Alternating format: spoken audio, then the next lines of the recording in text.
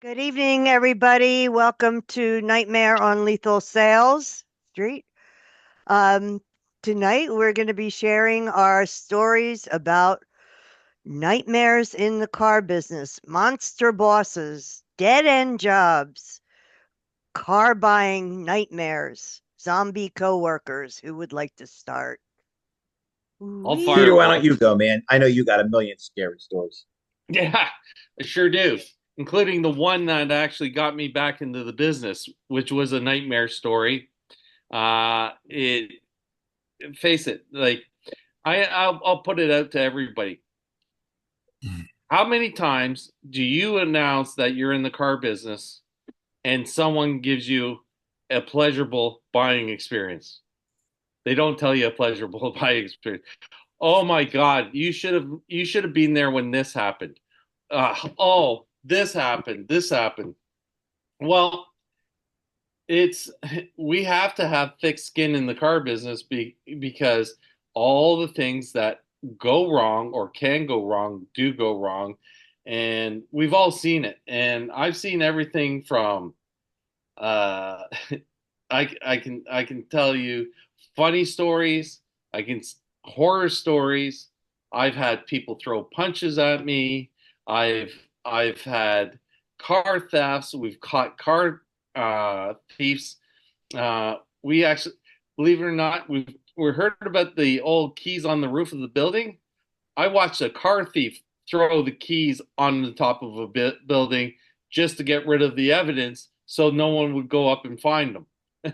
It's a very unique business, but I'm going to tell you probably one of a multitude of stories that I have, and it's a great story, and it kind of ties in the car business of the past, but it also ties in the mindset. I have a good buddy of mine in this business. He is a BMW sales master. He's a platinum club member for multiple decades with BMW Canada, and he has a very unique selling style.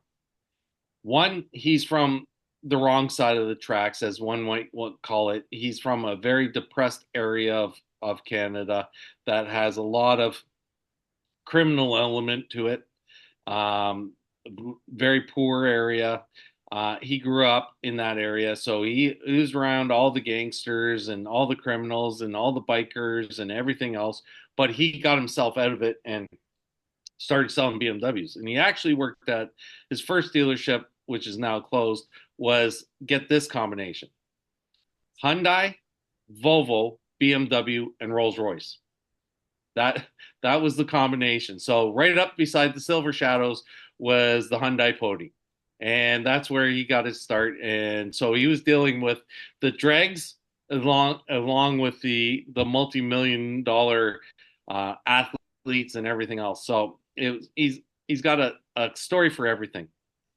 But I remember one day I was at the BMW dealership I was with, and this customer was getting his car appraised, and Ken was the used car manager. Ken put a number on it and gave it to the salesperson. The salesperson went back to the customer and said, "Oh, okay, Mr. Customer, great news. I got you $20,000 for your trade," or whatever the number was. It was obviously substantially lower than what the customer thought it was worth. And again, when you have a customer say, "Oh, that's too much," but the customer turned around and lit up like a Vegas slot machine, just started screaming mad. Who the hell put this price on my car? Who did this? Who did this? Oh, that was the used car manager. Where is he? And the customer gets out of the office and starts looking for Ken. Well, Ken and I were standing by the reception desk, and the guy comes storming over. He goes, "Who's Ken?" He goes, "I am." He goes, "You put this price value on my car. Where in the hell do you get the gall to put this?" And he was using more colorful language than this, but I just can't afford to swear jar. And so Ken's just looking at him, listening to the customer, going off, and he goes, "Okay, sir." And Ken puts his hand out and points at this wall on the building and goes, "See that wall over there? And there's nothing on the wall. He goes, yep. He goes, that's where we hang everybody's picture that's happy with their trade-in value. And he walked away. And the customer sat there and looked at the wall, looked back at us, and had absolutely nothing to say, but he recognized that there was never a single person in the history of the car business that would be happy with whatever price you gave. You just wanted, see that wall over there? And Ken was that guy, and he had an answer for everything. No matter what happened, he was his gun was loaded at all times for the customer event. But the best thing I liked about Ken said, if you want to buy a car off me, you're paying list price. Didn't matter if we were giving the cars away, list prices. If you wanted to buy the car off Ken, it was list price. And the reason why Ken said that is, and this is carried on with me for my entire career, the manufacturer spends millions of dollars to figure out what number a dealership can charge without being overpriced. And that is where the competition level allows them to charge. Now, they obviously have to be at that level to be competitive, but they have to be at the level to remain profitable. And what does profit mean? That means we're here to service you in the future. If we're not profitable, we cannot do that. And that was Ken's theory. Ken was and still is one of the top people in Canada for BMW sales and has been for 40 years. That resonated with me, and that was no horror story at all. It's actually an actual event that we can push forward. So, in saying that, that's one of the many stories I have about the car business. I can tell you about customers driving cars through the window. I can tell you about salesmen. I remember a salesman so excited coming down from the owner's office, which was on the second floor of the building, tripping on the stairs and doing a Superman from the top of the stairs to landing in the showroom floor. And it was, and he got up, he bounced up, and he ran to his office because he had one of his first sales. So it's a really unique business, and I'm excited to learn some of the trials and tribulations you all have had. So go ahead, Tony. You're obviously on your way to your nightly event. So please Yeah. share with us a story that could be funny, hard, horrific, you name it. Just give us a story for this enjoyable one night affair. Yeah, well, I'll start with one of my little jingles that I always say, and it begins with storytelling. See the people, tell the story. The more people you see, the more stories you tell, the more cars you'll sell. See the people, tell the story. So, a couple scary stories. So it was around about 1995 or six. I'm leaving the dealership. It's nighttime. We're closing up. We used to stay open until 9. So I'm going out to the back lot to get in my car and head out for the day. And I see this guy stumbling across the back parking lot. He looked like he was drunk. He wasn't walking a straight line. And as he kind of stumbled toward me, it looked like something was spraying out of his head. And as he got toward me, I could see blood was squirting out of his head, literally. And I was like, holy cats, what's going on with this guy? So I ran up to him, but got on the opposite side of where the blood was skirting. And I grabbed him by his shoulder and I dragged him up. And I got about halfway up to the showroom. And another salesperson came out and the guy collapsed up against the building.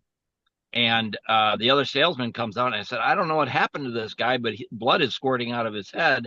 Put your hands on his head. I'm going to go call 911. And this is just about pre-mobile phone era. And so I ran inside, called 911. They came out and did their deal, put him in the stretcher and took him off. It turned out he was shot in the head out behind the dealership. There's a kind of a walkway that went under the highway, and he got shot in the head under the walkway, and he walked probably 200 yards with blood spraying out of his head. And when I got to the dealership the next day, the whole side of the wall going down the service uh, building was all, you could see the blood going all the way down the wall. The guy ended up passing away, and they found the guy, and the guy that shot him ended up going to prison for quite a long time. But that was scary as hell. I was probably, I don't know, 25, 26 years old at the time, and man, never seen anything like it. So that's one of my scary stories for sure.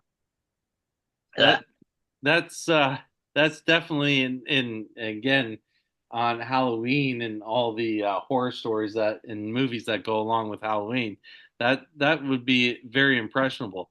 It- Yeah. and just be when you say scary, I can tell there was one time in this industry that I was scared. That I can absolutely say I was scared. And it was a very funny thing. This little old guy comes into the dealership.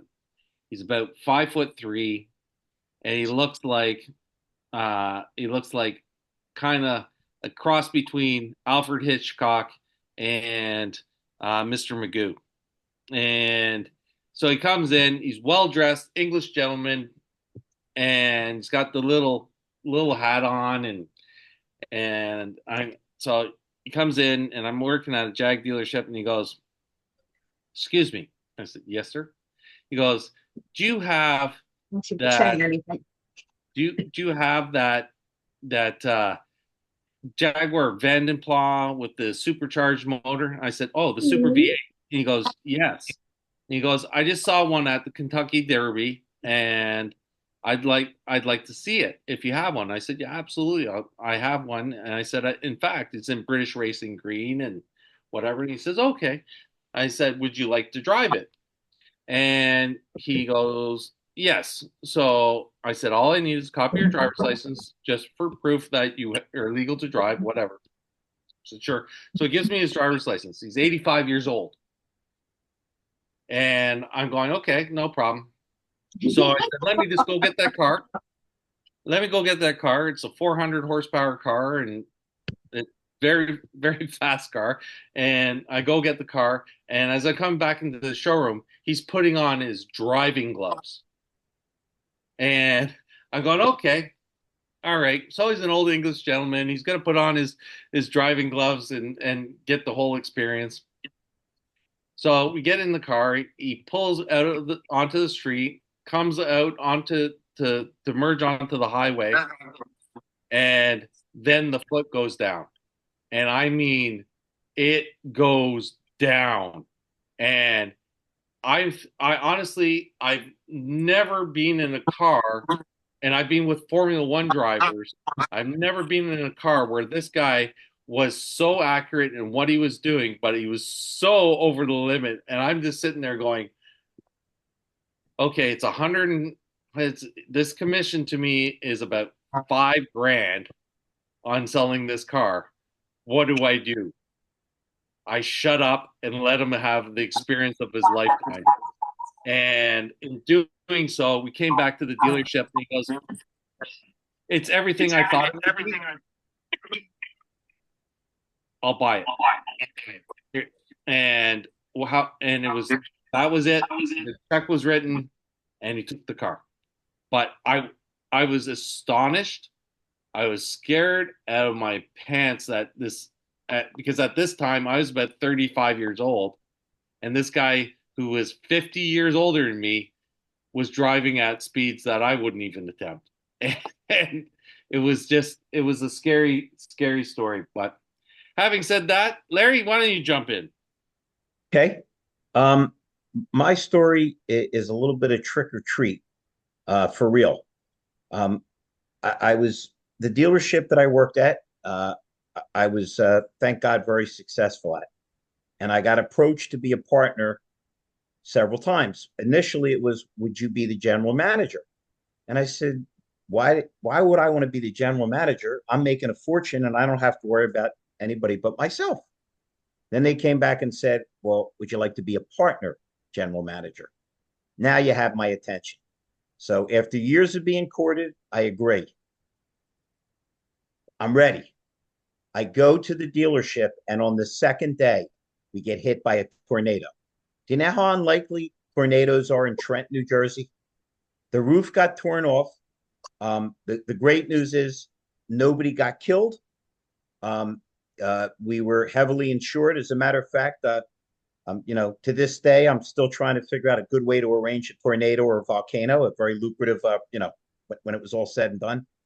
But I'm driving up and I'm thinking to myself, maybe somebody's trying to tell me something because, again, very unlikely to have a tornado in Trenton.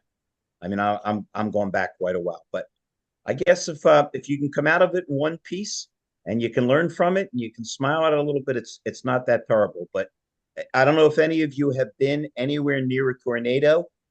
It's scary. I mean, the noise and what goes on, and the power of nature really frightening. So that was it. It was survived. Dealership survived. We thrived.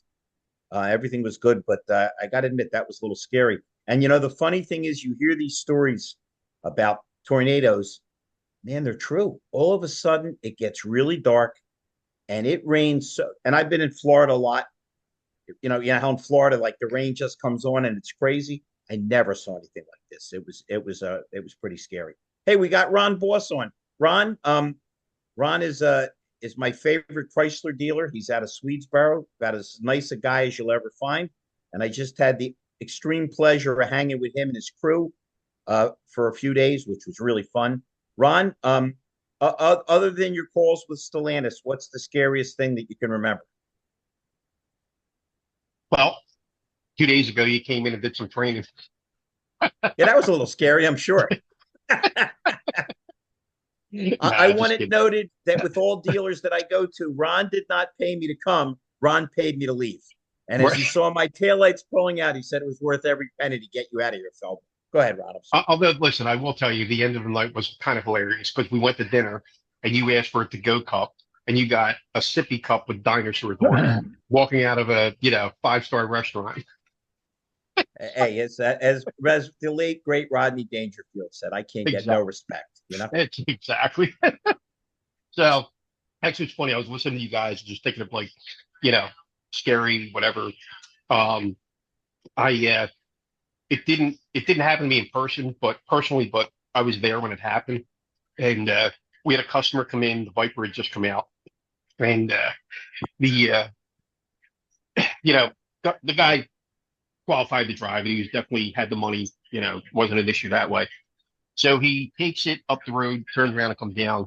And when he was coming to the three-way intersection, he downshifts. And when he downshifts, he loses control of the car. And it slides into a field across the street from the, which is all farmland. And the salesman at the time, was obviously freaked out. And if you remember the movie Tremors, and if you remember when I think it was Pepsi or Coke, whatever, they did those commercials and the Coke cans came out and all that stuff. He got out of the car and he says, I was waiting for the tremors to come out of the ground. Like he slid so far across. So there was that kind of, there was that. And there's another story, actually, I was thinking about just as I was telling this one, but I can tell this real quick. I was actually a lock guy. And it was a summer night, and this guy comes in, and he asked for this guy Mike. That's Mike Connell. You met him, Larry. So I'll tell you the backstory in a second. But what happens is he comes in. He says, "Yeah, I'm here to see Mike." And I said, one of the guys said he's in the office, and it's our finance office. Mike's sitting there booking and billing a deal. The guy reaches over to Mike, goes to grab him. Mike actually goes back, gets on his hands and knees, gets under the desk, under the guy, and comes flying out of the office. Have no idea why, what happened, so on and so forth. So the police were called, and this guy was big. He's like 6'5", 300 pounds. The dude was huge. He was like a linebacker. And it's the long and short of it is he bought a Oldsmobile diesel. So need I say more? And so, hold on. Rhonda's not a car person. She's just my publicist. Rhonda, there is not one GM diesel motor that was good. Not one. Yeah. Not one. Right? I mean, I never saw one that was good. Go ahead, continue, Ron.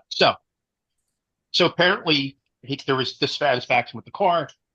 The police were called, and at the time, the police chief is 350 pounds and about 5'7". So you think this guy can't, like you think the guy can't do nothing. Well, this guy decided to give the police chief like some shit, and the police chief literally dropped him in like 3 seconds. Like I'm just a lot guy, and I don't think the trash can that I was emptying left my hand. And the backstory basically was this guy bought this car, and he there was obviously some issues, so on and so forth. So he called. My father was the general manager at the time. He gets my dad on the phone, and this is to show you how old school things were back in the 80s. He says, once the guy's giving him a bunch of shit, and my dad says, yeah, well, go pound sand or something. And he goes, what's your name? And my dad's name's Ron, and he says, to my dad, his name's Ron. He says, my name's Mike Connolly. He says, so just come in and ask for me. And then my dad literally, he says, now at the time we all lived in Benstown, so we carpooled. It was a summer job. So my dad goes into the office and says to Connolly, hey, listen, I'm just going to take off early. You mind dropping Ronnie off when you get home? He said, yeah, sure, no problem. So none of us knew this was going to happen. And listen, we weren't certainly expecting the guy to come in and, do what he did. But, as a kid, 15 years old, this is one of my many introductions to the car business. Why I stayed in it, I have no idea. So wait a minute. If you're going to tell that story, I got two super quick ones, and they're both true. I'm on the lot, and I get this old lady, and I say, she picks a car, and I say, let me get it off the lot for you. And she said, don't you think I can drive? I said, ma'am, I meant no offense. I can drive. Okay, you can drive. I got a copper license. I am not making this up. We were on Olden Avenue in Trenton. I said, go straight, because if you went straight across the street behind the dealership the other way, there was a very quiet side street. So she went straight. There was traffic coming both ways. To this day, I don't know how we didn't get hit by both sets of cars. But the better story was, Ron, every dealership must have one guy that's a giant that's dissatisfied. And we had the guys in from Cadillac, okay? And this guy was going crazy. And he was sitting in a convertible. He wasn't moving. He was cursing. He was going crazy. And he tried to hit one of the managers. And the manager had a baseball bat. And he started hitting the guy with the baseball bat. And the Cadillac rep said to me, what's going on? And the only thing I could think of to say was he wouldn't take the extended warranty. That's a true story, Ron. I'm sorry. Ron flooded me with a bunch of very strange memories, which I'm good for. Mike Larkin, Russell, we got the whole crew on tonight. Who would like to share their horror stories? Oh, come on, Jason, you no bones about it. You're on mute. All right, so Yeah. I dress for the occasion. Yeah. One. Nice job. Thank you. And, All right. and your scary story can't involve your current general manager. No. I'll have a side conversation about that, but what my scary story is more of kind of an embarrassment than it is scary. Scary for me because it was very embarrassing, and as a salesperson at the time, I did not know what I was going to do when this happened. I'm in the middle of doing a walk around, and I was working Audi at the time as a salesperson. And this was back in 2018 because my daughter was born. And I don't talk about this thing a lot, but in the middle of having a conversation with a client doing a demo, these came right out, and actually my old ones crushed. Was talking and they were loose because I had surgery to remove my teeth in the bottom, and it was right before my daughter was born. And when talking to a client, they had popped out, and I had chomped down on them, and they had shattered in my mouth. I love and it. I'm spitting like parts of these, like this bridge denture out in front of a customer in the showroom, and all of a sudden I have no teeth, and I'm just like talking and I look like just some dude out of like some weird horror sales movie or something trying to sell $100,000 car Did with you sell no the car? teeth. Yes, I did. But I had to finish the whole deal with no teeth at the bottom of my mouth.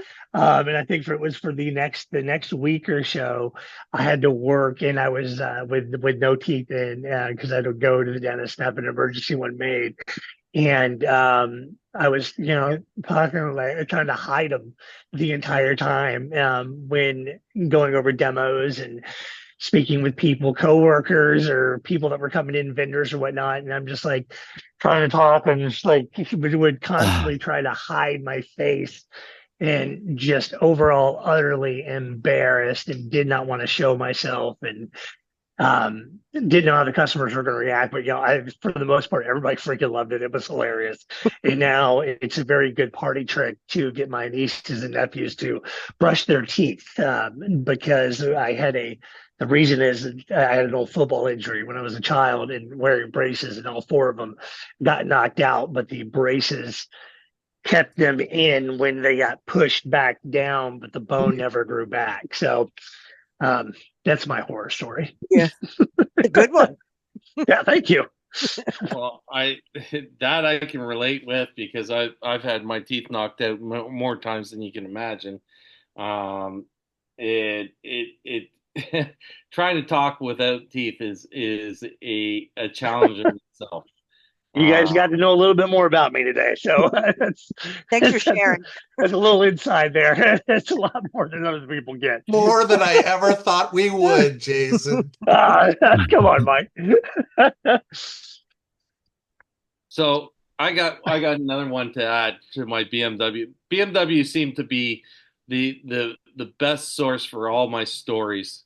And I can come back with another one after this, but when I first started with BMW, and this is back before alarms and we had alarms, but they were insufficient and immobilizers and everything else, and to satisfy the insurance companies so that we could actually insure the vehicles on our lot, we used to have to pull the fuel pump fuses out of the car every single night. So every single night, all the hoods went up, all the fuel pumps came out, and then or all the fuel pump fuses came out, and then you would put them in the morning. Well, what do you do to the first new hire that ever started at BMW? Well, you never told them about what you were doing, and then you say, okay, we'll see you at the bar or wherever we were going after work. And we would pull his fuel pump fuse, and he would sit there for half an hour thinking he's broken his brand new demo that you just gave him, and he can't start it. And that would be one of the best practical jokes we'd ever play. But in another circumstance, I remember a story when I was selling Volvos. We sold a lot of Volvos across the border, and one of my clients was Jim Ziegler back 25 years ago. But another client was a crime family in Buffalo, and they owned a bunch of lots in Buffalo, and they wanted to buy some cars off of us. And sure, we were looking for the profit. We didn't care who owned the lot. It was a car deal. And so what would happen is that you go across the registered importer, and you would meet the client at the registered importer. They would sign the paperwork, you'd hand over the car. Well, when I got over there, they wanted to renegotiate the deal. Now the car's across the border. Guess what? We're going to give you $5,000 less, and you know who we are. And me being young and dumb, at the time I was 25 years old and just came back from playing professional hockey and things like that. So I said, I don't much give a crap who you are. I'm taking the car back. They literally chased me across the border and wanted to give me what they call a tune-up for disrespecting them. Yeah. And hell to pay, man. I get back to the dealership, and the owner of the dealership says, "What did you do?" And I said, what do you mean what I do? I said, this is what happened. I told him go get lost in more colorful words. And I took the car back across the border. He says, do you know that they're about 5 minutes behind you? You better get in your car and take off while I sort this out. And I said, okay, all right. So they came across. They were looking for me at the dealership. He made it right with them, and we just said, okay, we won't do business anymore. But here's your car, and they took the cars. So, but Did they give him the discount? I don't know what he did. I'll bet he did. But I know that I escaped a tune-up from one of the Buffalo crime families. So that was pretty scary. Russell, you got to have 1,000,001 stories from your Man, they're all drug induced ones though, man. I don't know if anybody really wants to hear that. Right on. That's when you were selling on the Willie Nelson Ranch? No. Okay, I'll tell you one. Okay. 1991. So I'm not going to get into all the details, but I changed my identity legally, but I did it myself. I didn't do it through the court system. So I got a new birth certificate, not as Russell Hill, as somebody else. And new driver's license, new social security, etc. And I went to work. I was wanted in a couple of states for various clandestine activities. And anyway, I changed my name for 3 years. And my ex-wife turned me in. And I was working at a Van Tile store, Tote Richardson. I was a really good salesperson, but I was hopped up, day and night all the time. Back then, it was pretty rampant everywhere. Yep. So I used to work the service drive. The desk manager called me to the tower and said, "Hey, go see Mike Greenway in the back. He's the fixed ops director. He's got a customer for you." So I said, "Sure." Pretty common, right? Nothing to be alarmed about. I didn't notice till afterwards, but I'm walking back there, and as I went down the steps, turned right to go to his office, which was, 30, 40 feet away. He was standing up at the end of his office. The door was open. It just all happened so quick. And as soon as I walked through the threshold, there was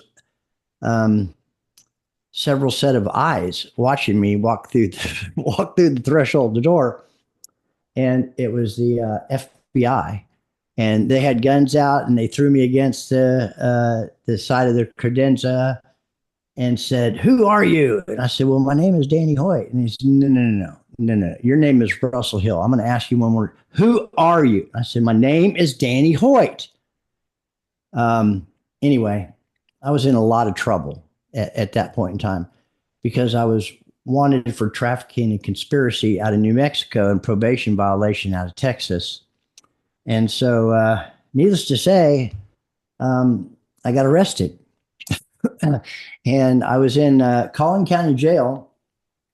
And I'd been through the court system a few times, and I wasn't making any deals. But I was appearing before the exact same judge 10 years before in Texas that gave me probation. And it was for drug-related charge. Anyway, and on top of that, my parents really didn't have much to do with me back then. I had a court-appointed attorney who happened to be the ex-district attorney, recently removed. And anyway, they were offering me 25 years to life, and then they were going to extradite me to New Mexico to face the charges there. I wasn't going to do that. Okay, so I'm in front of the judge. We're all in the courtroom. And like I said, it's the same judge. I didn't really say much, and district attorney was going on and on and on about stuff. And my court-appointed attorney really wasn't saying much. And after a few minutes of listening to him going on and on and on, trying to get all kinds of additional charges on me, she looked over at the district attorney and said, "Mr. District Attorney, does Mr. Hill have it is Mr. Hill, right?" Yes. Does Mr. Hill have a new case in my court today?" is there any charges in the state of Texas pending right now other than this probation violation? And he said, no, Your Honor, there's not. And she looked over at me and asked me to stand up. She said, Mr. Hill. And then she looked back over at the district attorney. And there was probably a little bit more happening, but that's the gist of it. And said, your 10-year probation was up 3 weeks ago. And Mr. District Attorney, you knew that. And then she looked back over at me and said, Mr. Hill, you're free to go. Just like that. Because I didn't pick up any new cases, but I was free to go right back to jail pending extradition to New Mexico to face those charges. And it was about 3 weeks later, I got picked up and I got extradited to New Mexico. And what had happened, a judge's daughter had set up a sting operation that involved me and a pound of methamphetamine. And it really, it was all a setup. And anyway, that's where because of that, I left New Mexico and I changed my identity. More to be revealed, because most people wouldn't even begin to know how to actually do that legally. They'd have to buy fake documents and they're always going to get caught. So the judge's daughter had been rearrested. Two of the narcotics officers were kicked off the force during this time. One of them was in prison, and I don't know what happened to the other one. And it ended up, I went before the judge again, and they were offering me the same thing, 25 to life. They call it a little bitch. And I didn't want to do that. I did have a good attorney at that point in time. And just to make it go away, I ended up settling for 18 months probation. And 3 months had elapsed during this time, and they were going to let me go back to Dallas, Texas, and do my 18 months probation there. And the same dealership, the dealer principal, managing partner, hired me back 3 months later as Russell Hill and promoted me to leasing manager. Can we all agree, since we're all in the car business, that the scariest part of that whole story was the ex-wife?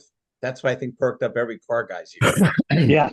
Yeah, she was pretty vindictive. Needless to say, she wasn't my ex-wife then, but she was quickly after that. Well, what happened was that was just the beginning of the end, because about 5 months later, this is 1994, about 5 months later, my addiction was just really bad. And he actually fired me this time, okay? And because of him firing me this particular time, I woke up. I got it. It was a burning, bush spiritual, deep connection. And this December, you had an epiphany. I did. This December 1st, a month and 1 day from now, I'll celebrate 30 years clean and sober. And every year he and I communicate and talk. He's a very dear friend of mine to this day. So that's stranger stories, I guess, that happened. But that's the most profound one that comes up for me. And while it's more of a Halloween show about ghouls, once again, out of any bad thing, redemption can happen.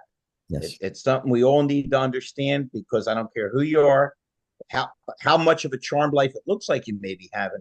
We all go through travails, we all go through troubles, and we all wake up some days and go, the hell am I going to do now?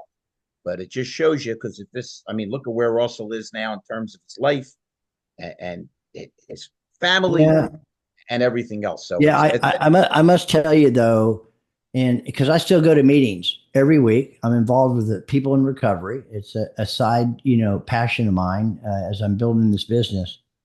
And I've seen so many people die in my particular AA hall that I go to. And it's unfortunate that most people don't know, but 85% of people that try to get this don't get it. They just don't get it. They keep rinse and repeat going out over and over and over again. And a lot of them end up dead, unfortunately. Those are pretty horrible statistics. Russell. Yes. Russell, I got to tell you, you're an inspiration, man. Thank you very much for sharing that story. It's very inspiring, not scary. While it might have been scary at the time, I think Oh, hell yeah. Inspires a lot of people. It was scary. Thank you. So thank you very much. Good night, guys. I got to go have some dinner with the kiddos and Thank you, get in bed. Jason. You guys have a good night. All right. All Stay Night, healthy, my Jason. buddy. Jason. See you tomorrow. Bye-bye. Bye. How about we don't want to wait till the end for our good and great friend, Mr. Larkin. Mr. Larkin, why don't you jump in and then we'll get Wendy and Fred. And Jeff. Yeah. Yeah. You ever hear of A Little Red Corvette? That song by Prince. Yeah, Yes. it was Prince. Yeah. Yep. Okay. So I had in college, my second year, my cousin bequeathed me my little red Chevette. And it was a 4-door hatchback. Mhm. And by the senior year, I had first and fourth gear only.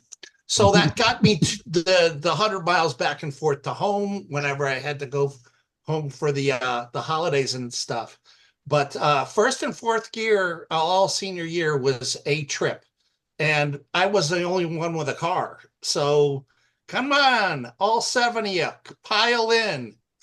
Wait a And I minute. had- Wait a minute. If you're telling a Chevy story, excuse me for being rude, I gotta add this in. Yeah. For a while, for business reasons, I drove a Chevy Impala. You guys remember when it had the great motor? They ran forever. And my older brother, needed help. And the help entailed moving a whole bunch of stuff. And he was shoveling crap into my car. I mean, just horrible things. I'm not making this up. And about 3 days later, I had a date with a very cute young girl. I am not making this up. And she was like, "Ooh, I love the way you're licking my neck." I swear to God, I wasn't licking her neck. There was like a worm crawling over from the junk my brother had shoveled into the car. Now, I don't know if it was scary, but it's the kind of indelible thing that stuck. I'm sorry, Scary. but just the worm in the Chevette. Go ahead, Mike. I'm sorry. Hold on, Larry. Did you take credit for licking her neck or not? Absolutely. And listen, I've been called a worm many a time. So the illusion was perfect. It all worked out in the end. Absolutely. Well, long story short, by senior year, I had first and fourth gear. Imagine that, you ram it through first gear up until 30 miles an hour, then quickly shift it into fourth gear, boop, boop, boop, boop, boop, boop, boop, and get up to 50 and you're on your way on the highway. So I graduated and I went to the dealership to trade in the car. And I said, you know what? I don't know if I want this new car. And I turned to my little red Chevette, and all of a sudden, the radiator went gush. And I looked at the guy and I got sold. So that was my second car that Since I this bought. is a show based around the car business, let us note that while the Japanese were building the best small cars in the history of the industry, America developed the Pinto and the Chevette. I love that Chevette, though. It's got a lot of memories. But yeah, that was the horror story of it just gave. I mean, it was like, okay, I quit. And it was it had 11 years on it and over 100,000 miles. So yeah, it did its job. Do you, That's Jeff, great, would man. you like to go, or should we, or Fred or Wendy, whoever one of you fine folks wants to go next? When you're moot. Go ahead, guys. Jeff, go ahead. I don't have nothing. Well, my stories are two that don't even compare to anything that anybody said tonight, but I'll share them because they do relate to the car business. So when I got hired at AutoNation, I was given a Intrepid demo, and it just rolled off the truck the day I got the keys. So, man, that was pretty cool. You know, drove it home, parked in the driveway. Was good the first day. Second day, same thing, come home from work, park in the driveway. And I'm in the house, and all of a sudden I hear this crunch. And I go, oh, what the hell was that? I go outside, and my wife had backed into my new demo that had 15 miles on it And I'm like, man, I just got hired. I got to go back and tell my boss that I wrecked a demo in the second day I had it. He was very cordial about it. You know, I'm first, sure. first question was, I'm hey, sure is he everybody was. all right? So, it worked out after that. Same store, Dodge Vipers were hot, and you had to wait like 6 months to get one. And so, they trickle in and they're all pre-sold. There's never one on the lot. And so this one comes in, and I was friends with one of the service techs. And he goes, hey, man, come on with me. I got to go PDI this car. So I said, cool, man. I hadn't ridden in a Viper before. And if you've never seen one or heard one, they're very deceivingly fast because they don't sound like a V8. It's a V10 and has a very, very different sound, but fast as hell, fastest car I had ever been in at the time. So, he's doing whatever path that he usually does for PDI, I guess. And he goes, hang on one second. And he starts lighting it up. And we're like drifting down the road, and all of a sudden I look and I probably said it, and maybe I didn't, but I went curb, boom, Oh God. hit the back tire wheel on the curb. I think it was just short of $4,000 to replace those two things. And who knows, that car being a Dodge and not much to it, I don't know if the frame was bent or whatever, but glad it wasn't my car. So, just from what I'm hearing, are we all in agreement that while we love Jeff Shearer, he's never going to make it in the valet business? It seems wherever he shows up, a car's getting wrecked. And I was riding, but That I remember. reminds me of a quick one again. The as most of you know, I was involved in a bad car accident when I was 16, just after getting my driver's license, and I couldn't return to school. I was in hospital all the time, and one of the things that I could do was go work at a car dealership. Well, my very first job was at a rental dealership, a rental car company, and it was the job was given to me as kind of a sympathy thing from one of my doctors that says, "Hey, help this kid out. Let him come work for you. Be a car wash guy, valet, whatever." So there I am. I'm about 16, 17. I beat 17 years old at the time, and I a strong gust of wind could blow me down the street. I'd lost so much weight, and I was near transparent and just sickly looking and everything else. And so I get to the job, my first day on the job, and the guy goes, "Okay, I got a guy coming to pick up that 5 ton box truck. Can you take to the gas station and fill it up with diesel?" And I said, "Okay." He goes, "You can drive manual." I said, "Oh yeah, I can drive manual, no problem." So there's the box truck, and I'm looking at it, and I'm going, I've never been in something as big as this. And so I jump in the box truck, start it up, and I'm revving it up, and all I can think of is the movie Convoy and BJ and the Bear, and every movie I can ever think of involving a truck, Smokey and the Bandit. And I'm going, okay, I'm the snowman now, and I'm gonna take this truck down the road. That's all I can think of. So I hit the gas and I get the truck moving, and again, it reminds me of the opening scene of Smokey and the Bandit, how this truck starts up and starts moving. And I can envision in my head all these moving parts and the diesel smoke going everywhere. And I got this big grin off my face. And I turn the wheel because I'm going to go down the alleyway that I have to go to get out onto the street. And as I turn the wheel, all I hear is this sickening crunch. I'm going, what the hell was that? I knocked 3 vans over with the turn of the back end of Oh my the gosh. truck because the swing on the truck just hit all these rental vans and pushed them right over and put them on their sides. And I went, what do I do? So it had already happened. I'd already moved it at that point. I walked back in. I'd been there for less than half an hour. You're toast, man. And I walked back in. I'm like white as a ghost, and I got my hands over my face. And the owner of the thing goes, "What's wrong?" I said, "Well, I went to turn, and it didn't turn out too well." And he goes, "What happened?" I said, "Well, the back end swung around, and there was a bunch of trucks that are on their sides now." And he went, "What?" He looked out the window, saw the trucks, saw the thing.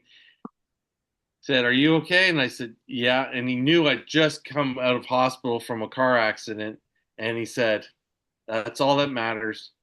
That's insured.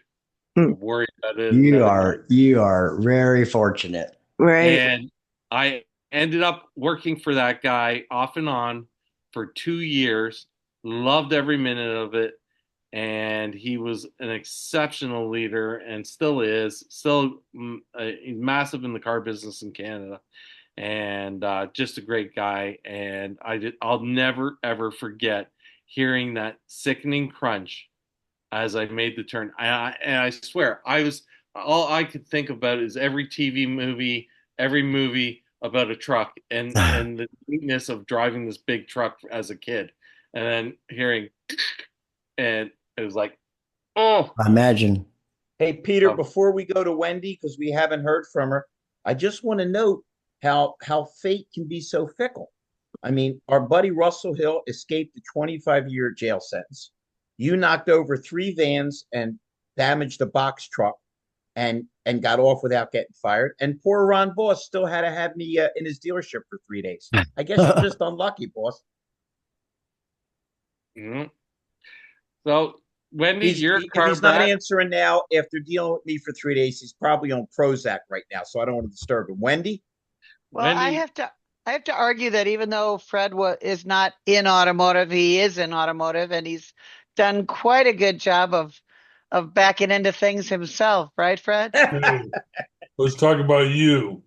No, but I mean, Well, we're seriously, talking you about guys, you. can I share? Well, I'm going to share automotive because we were on an automotive journey when we had our RV. And was it the night and it was all the same 4-month span? Was it the night when we were at a Pacific Coast Highway State Beach and you backed into the yellow thing, thankfully, or we would have ended up in the ocean? Remember that one, honey? Or when we were pulling out wherever we were at like 5 in the morning and I didn't even know, and you had to close the gate behind us. And I don't know how, but you backed into that sucker. It was like one of those ranch gates, the white ones, whatever. No. Yeah, you did. You hit and run. Yeah, you That was in the did. story. Yeah. Or when we got back home and he was trying to back the 32-foot Class A into our driveway at night, didn't bring me out because we had been arguing. Imagine that. And he didn't want to ask me to spot him. And he backed into my car with my RV and took out a big clay pot. The only reason I remember, actually, that one was in the last year because you just glued the pot yesterday, honey. So yeah, crash, bam, boom. All automotive. For me, the scary things, I have to say, to Russell's point, back in the 80s, and to, if it was Ryan or Ron, I don't remember. I remember, and I was kind of scared as a youngster in the late 70s, or even when in the early 80s, when people used to come into Amada with sacks, crumbled sacks with like tens of thousands of dollars in them to pay for their cars, and you just knew they weren't bankers down the street, So that was kind of intimidating to a young lady because they would ask me to come in and help count. So I would be there because I was the title clerk and the night receptionist, and I was just the F&I assistant You were just the basically at that counter. point. Yeah, I was the counter, and that was interesting. And then also another Amato story, but at a different store, there was this little family of geese that would in Port Washington, down kind of by the lake in Milwaukee, sort of kind of. And there was a family of geese that lived on the lot. And I remember a car went to swerve to avoid the mother goose, and went right through the plate glass window into the showroom. And that was pretty scary, but thankful I was not near it, but I was in a kiosk at that store, and it was in the showroom, and my kiosk was on the other end of the showroom. That was a wake up call. Yeah, those are my stories. Nothing fancy, but Hey, we're sneaking up on 7:59. Fred, or does anybody have any final stories? As usual, you guys I remember when I was 18, I was driving a dump truck for my future father-in-law back in Michigan. You know, 18-year-old punk kid, you know. And we were working in Lansing because I lived in Flint. So Lansing, a couple hours away. And they were a new GM plant down there, parts plant. And man, it was like swampland. It was nasty. And they had big drag lines in there. And they'd throw it out there and scoot back. And it was like slop, black, stinky slop. Bring it over and dump in my dump truck. And I mean, it was up to the top. And I'm driving out, you know, and we had to go down the road, then down 69 to another little road going off to a bar that had dirt parking lot. We went around back and backed up to the edge and raised the box up, put PTO in, raised the box up. And I'd unlock the gate first, dump it, and then I'd slap the tailgate against it to get all the crap out. Drop down. Next time I come out there, there's a car in a mid turn lane going to turn left, and I was turning right and pull up there, and I hit my brake. It's on a little incline, and the slop just swooshed over in that guy's windshield. I mean, just black crap, and I just got out of there. Then I don't think it was that time. Another time, I'm behind the bar, had my box up. I'm looking at the tailgate, you know, slapping the tailgate. Looking in the mirror, slapping my tailgate, and you know, just punk kid. And all of a sudden, I hit my PTO for the box to come down, and I was rolling out. All of a sudden, two telephone wires come across my windshield.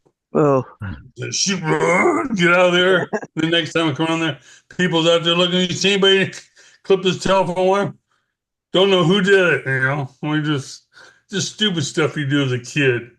Hard to believe that Santa Claus was that destructive. I was going to say we just turned Santa Claus into a character out of the Fast and the Furious. A hell of a transition here. Oh, all man. right, hey guys, ladies, it's such a pleasure to see you guys every Wednesday. Hope to see you all at NADA, and we'll come up with something good for next week. But as always, Rhonda, Peter, myself, we appreciate you. We love seeing you, and just hang in there, stay healthy. And Ron, I'll be talking to you in the next couple days, so we get November off to a giant start for your crew, my buddy. Sounds good. I'm heading down to the happiest place on earth, so I'll be there during election day. Right on. There you go. That's a good place to hide. Yeah. I don't know, because, you know, I'm a family divided, so it'll be interesting. Yeah. We all have that, Ron.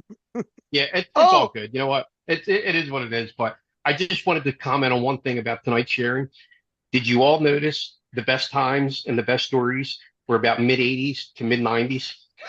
So here we are. You know, it was wild and crazy days, man. Yep. You know, if we end on that note, Ron, I can go back and I look at every single thing that was truly memorable. Like, I mean, absolutely memorable about the car business for me. And I can't think of anything that was after 2000. Well, think about this. You probably can't remember what happened a year ago, but you can vividly remember what happened through these experiences, because they were so intense. Ron, so we're car guys. We can't remember what we had for lunch, but we can remember the guy traded an 81 Cutlass with a den in the back door. Right, exactly. It's just I find it fascinating sharing with everybody that, all our stories, regardless of our age, because back then I was only 15, 16 years old.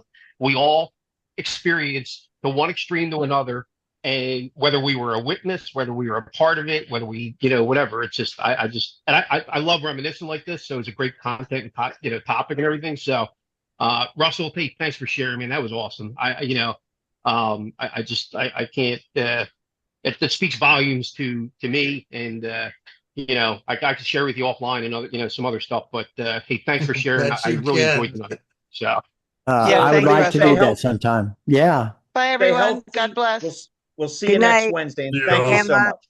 Take Bye, care. guys. Thank you, everyone. Night, everybody. Night. Good night. Night.